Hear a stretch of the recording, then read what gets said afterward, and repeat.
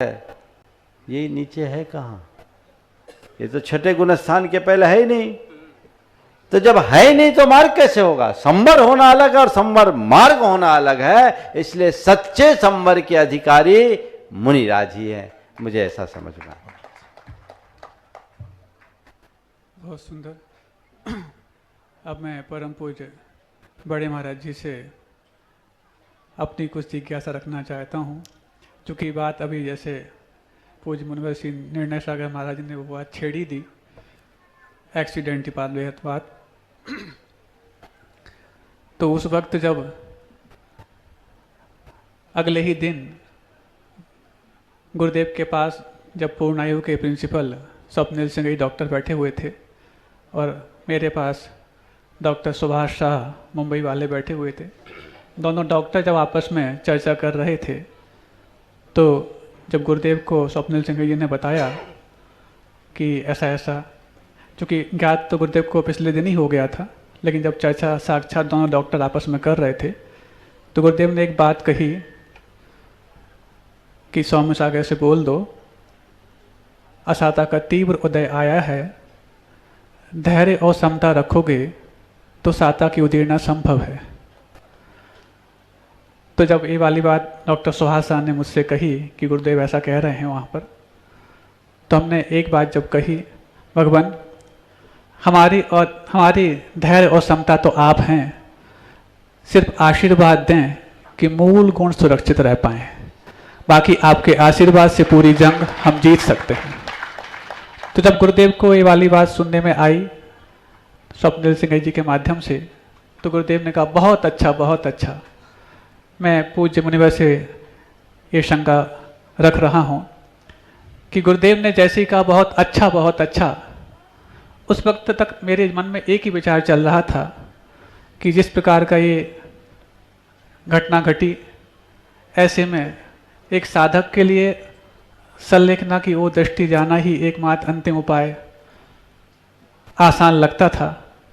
लेकिन जैसे ही गुरुदेव ने कहा बहुत अच्छा, बहुत अच्छा, और उसी दिन, पहला ही दिन था, उसी दिन जब मूल गुणों की सुरक्षा गुरुदेव के इस आशीर्वचन के साथ संभव हो पाई, तो मैं पूछना ये चाहता हूँ कि उस अच्छा इस शब्द के उच्चारण करते वक्त गुरुदेव ने ऐसा कौन सा वो चमत्कारिक आशीर्वाद दे डाला कि मैं स्वयं अपने आप में आश्चर्य कर रहा था कि ऐसी घटना घटने के बाद जब मेरे लिए सिर हिलाने में भी आसमान नीचे और जमीन ऊपर नजर आती थी, तो फिर खड़े होकर के आहार करने में संभव सफलता कैसे मिल पाई?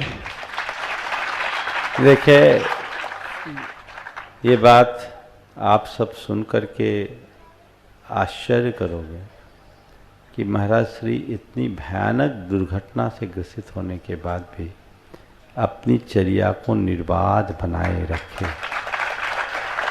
साधारण लोग ऐसी परिस्थितियों में टूट जाते हैं, लेकिन मुझे लगता है गुरुदेव का ये जो आशीर्वाद प्रकट हुआ, यह केवल आपके अंदर की दृढ़ता को देखकर हुआ। जब आपके मुख से निकला कि मेरा मूल गुण भर पलता रहे, तो मैंने ये अनुभव किया कि ऐसे मौके पर गुरुदेव को बड़ा हर्ष होता। मैं आपके अनुभव से अपने एक अनुभव को जोड़कर बात कहना चाहूँगा। 1997 में मेरे पैर में फ्रैक्चर हो गया। सागर में चातुर्मास के लिए नगर प्रवेश होना था। मेरे पैर की 2 हड्डियां मेटाटार्सल पंजों की टूट गई थी। अब लोग मुझे डोली से सागर में ले जाना चाह रहे थे, पर मेरा मन नहीं था कि मैं डोली से सागर जाऊं। तो मैंने गुरुदेव को एक पत्र लिखा था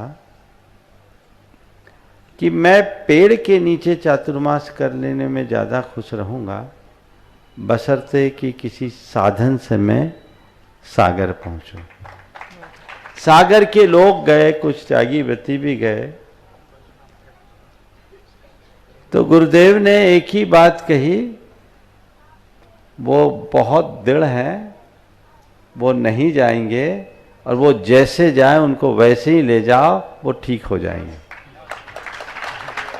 मैं दो व्यक्तियों के कंधे को बैसाखी बनाकर जिस जगह पर घटना हुई थी उससे, वो श्री पाइप में रुका हुआ था, उससे मैं अंकुर कॉलोनी तक लगभग 6 किलोमीटर 7 किलोमीटर आया और चातुर्मास हुआ और पैर ठीक होने पर सागर अंदर गया।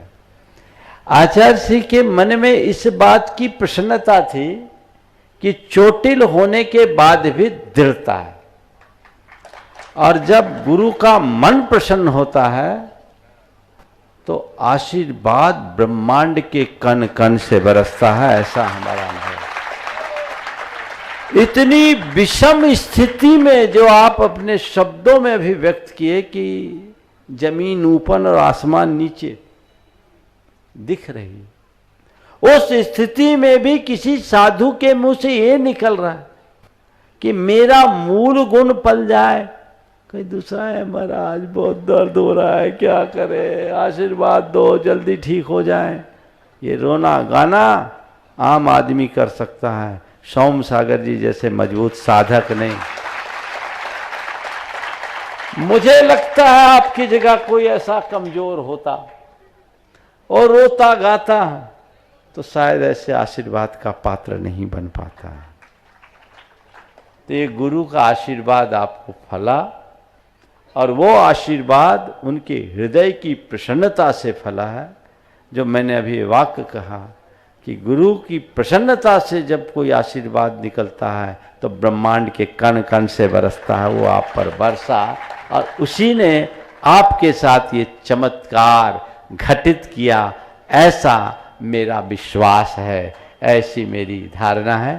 समय हो गया, यहीं पर विराम।